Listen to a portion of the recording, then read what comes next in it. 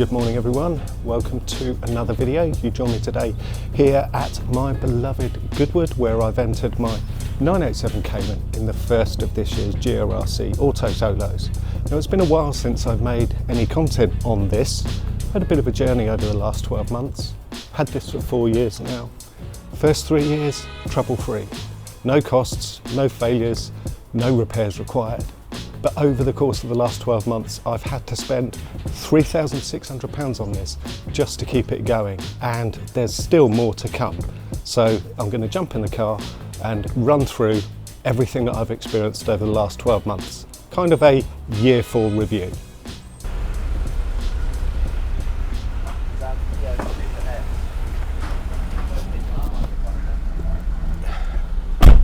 Right, that didn't quite go according to plan.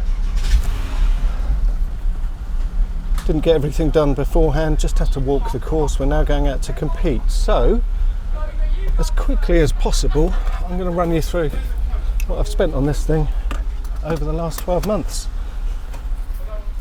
We'll worry about those in a minute.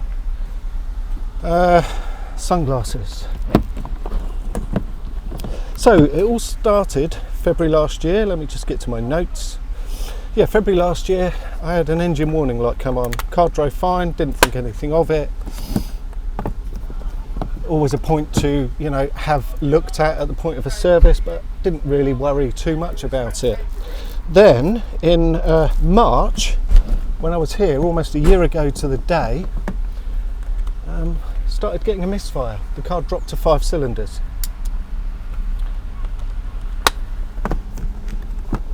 So that then prompted me to go and buy coils and plugs. So I bought coils and plugs, £230. £230 for coils and plugs, 6 of each.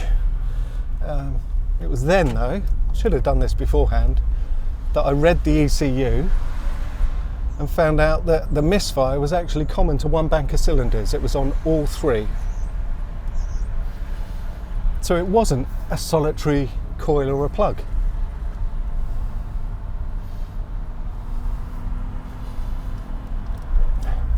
So with that knowledge and thinking that and knowing that it's something common to that bank, a bit of internet research pointed me towards the Variocam activating solenoids. So I replaced or swapped them over, I should say, from one side to the other to see if that would cure it. So I did that one day, and I still had the misfire on all 3 cylinders on that side. Right, PSM off. No, we'll leave sport mode off, just PSM off today. So yes, still misfiring, having swapped the valve solenoids. In May of 24, I did a bit more research into the issue. I decided fixing it was a bit beyond my abilities, and also I'd ruined a track day already by not being able to go, so we went in my friend Sean's Civic Type R. But yeah, it was, I needed to get it in the hands of someone professional. Right, bear with me a second.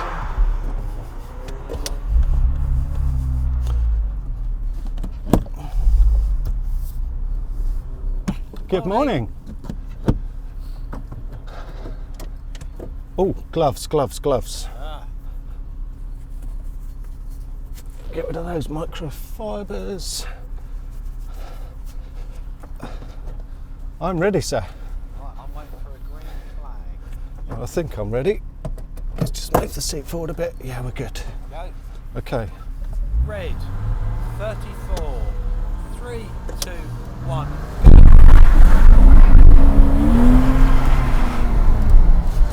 Oh, front end's a bit patchy.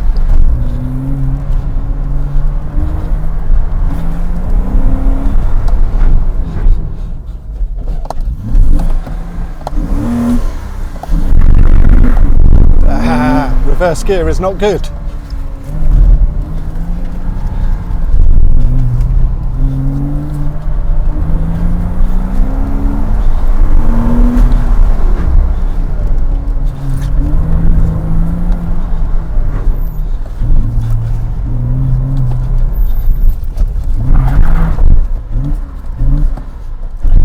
I keep getting reverse gear.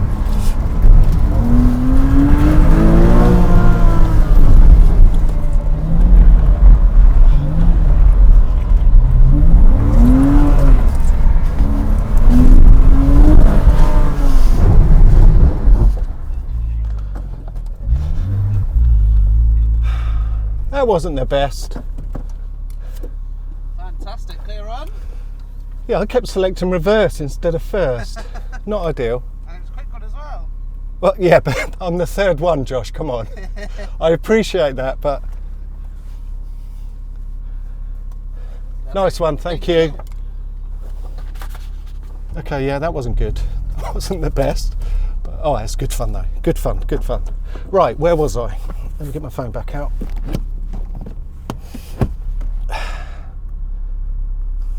So, yes. Yeah, track day ruined. That was in May. In June, took it back to Mortimers. Left it with them. I had a track day booked at the end of July. So I said to them, can you sort it? Yeah, of course we can, no problem. So I left it with them for 2 months. They did the usual checks on the coils and plugs and so on. They replaced the air oil separator. They smoke tested it. They checked the mechanical timing, all of those things, but they couldn't fix it. So in July, and they admitted that they didn't know where else to go. They were talking about engine out. They had no idea. So I picked it up from them in July, £527 lighter for no fix on my car. So I had to find someone else. And also I had a track day booked at the end of August at Anglesey. So my friend Sean in his Civic Type R, he took that one as well. Good day, but would rather have done it in this thing. Then in August 24 last year, I took it to Andy at AW Motorsport. Left it with him for a couple of months and basically through August and September. It's a fairly lengthy list here because this is where it started getting expensive. He changed the plugs, he changed the coils, he carried out a compression test, leak down test, bore scoped it, vacuum leak tested it. He checked the exhaust back pressure, he replaced the lambda sensor, he swapped the MAF to see if that was at fault, he checked the fuel pressure, the engine timing, the crankshaft and camshaft signals, the engine integral vacuum pressure. He changed the battery because that was showing some signs of weakness, and got an auto electrician to give the system a thorough once over. Still misfiring. So at this point, we're really struggling. He's done everything he could possibly think of, and it's still not working. And then, I don't know what prompted this, but he fished out from quite deep within the head a little oil strainer valve that feeds the Variocam mechanism. Now this tiny little thing, about so big, it wasn't blocked, it wasn't faulty, it functioned absolutely fine in terms of the valve and the spring, the ball bearing that operated within. But it was only a cheap part and it was £66. So he bought another one and he put that in. Cured. Misfire gone. That was it. That was the problem. But we can't work out why. I took the faulty one to work, gave it to the engineers at work, and they, picked it apart and had a good look. Couldn't determine why it wasn't working. Like I say, the ball bearing and the spring, everything moved back and forth as you would expect it to, and it certainly wasn't clogged up. So no idea at all why that was causing why it was causing the Variocam mechanism to not switch fully, and therefore it is recording a misfire. But it fixed it. So in October, I picked it up running beautifully, and if I'm honest, just then I was used to this thing not having any torque in second gear, but it runs so well now that actually I didn't feel like being in second gear was holding me back. Having said that, of course, I kept going for first and getting reverse.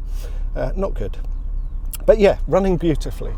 The cost of Andy, all that investigation work, and then the fix, the £66 part, was £1,945.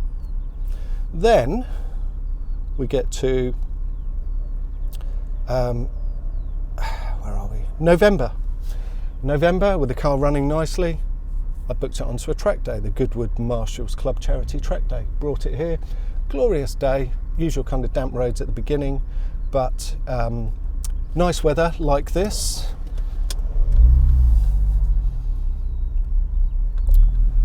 And throughout the course of the day, oh, he's burning some oil. Throughout the course of the day,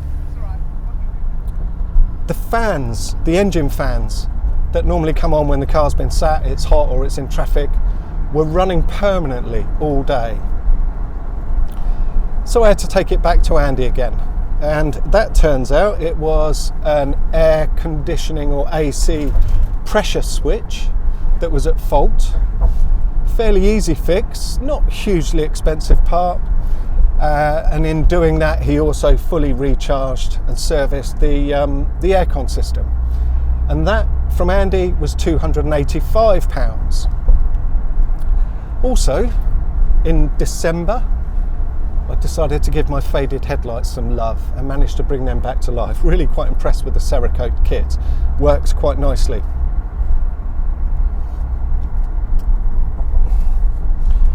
And that brings me to January of 2025. Now, I took delivery of my new electric car at the beginning of December, the Hyundai Ioniq 5N. So, understandably, I spent a lot of time driving that. And with this not being in the best place, and also with salt on the roads and so on, this hadn't really done any miles through December and January since the track day. And then thinking ahead of today, I wanted to swap the wheels back to the 17. So I took the 18s off the car and, oh, go for it, Simon. Took the 18s off the car and the back left wheel inside, absolutely covered in grease. Nightmare. So back to Andy again. Now, when he had it, he discovered that the link pipes on each of the brake calipers were rotten, like almost to the point of bursting. So we had to fit new brake pipes. He replaced the bleed valves, gave it a fluid flush, and didn't fix the CV boot that I thought was the problem, causing the grease to leak out. Still cost me £591, but the grease leaking out of the CV boot, just bear with me a second, I'll finish this point when I get up the other end.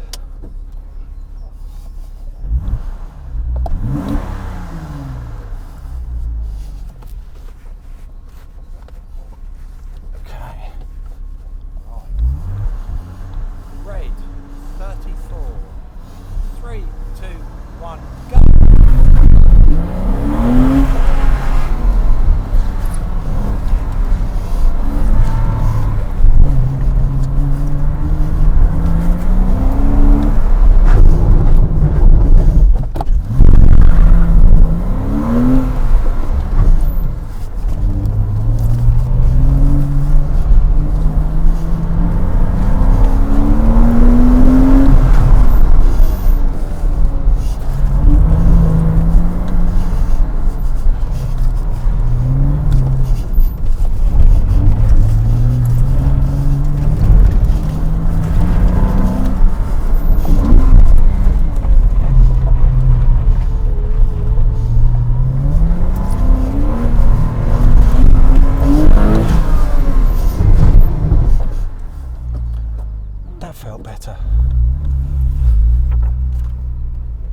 That felt a bit better.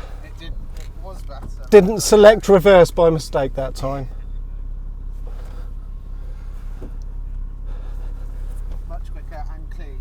Thank you, Josh. You're welcome. Oh, 5 seconds. Yeah, I'll have that.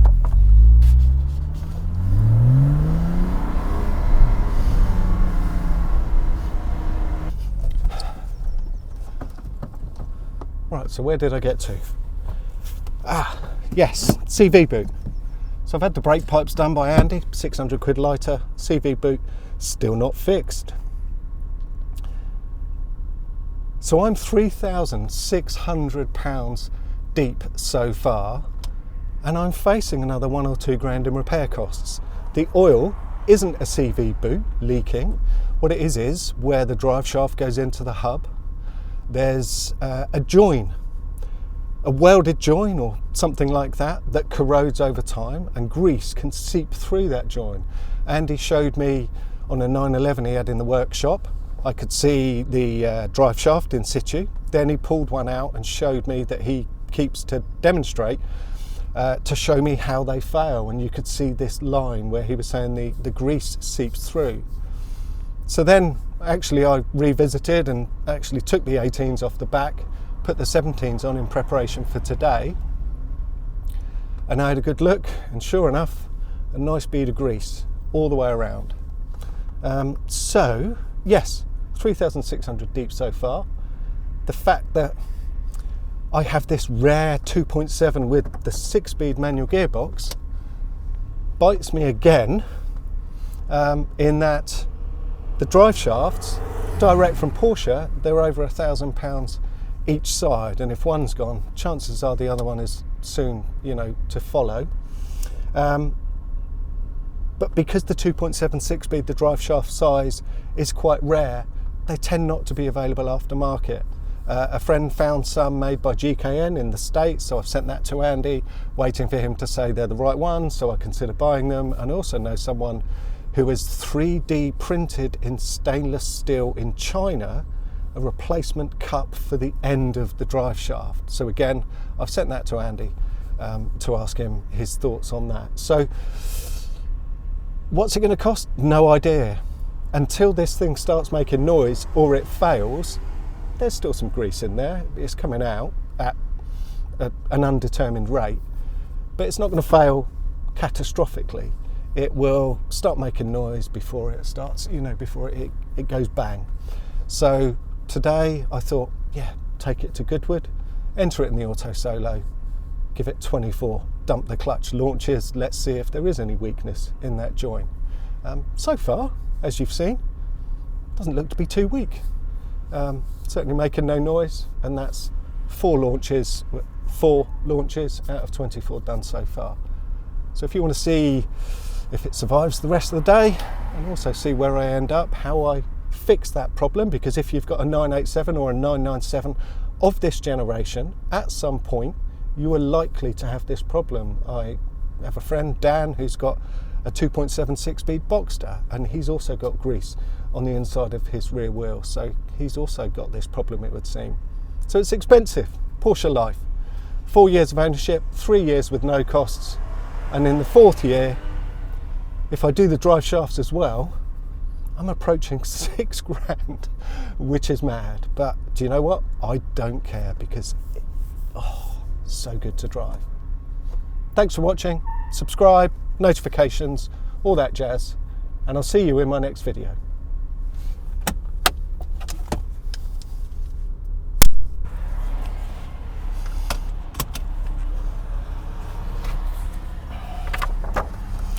.58.45, selecting reverse all the time. 53.21, not selecting reverse. Let's go for another one of those. 50 seconds. I'm good whenever you are. Right. Red. 34. 3, 2, 1.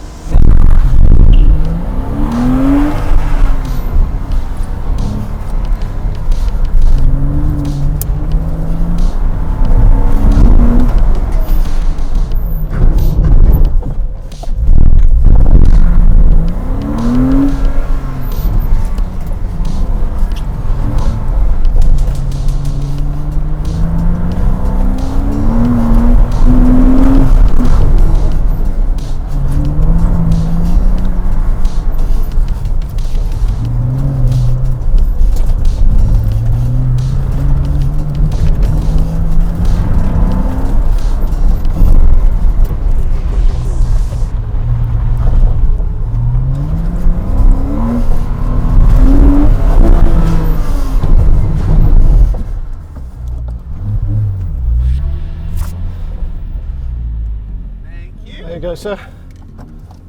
Warmed up now. We are. Oh, that'll do. Nice one. Cheers, Josh. 51. Took 2 seconds off. Yeah, that'll do. 53 and a 51, average 52. Probably junk in the whole scheme of things, but who cares? It's just so much fun.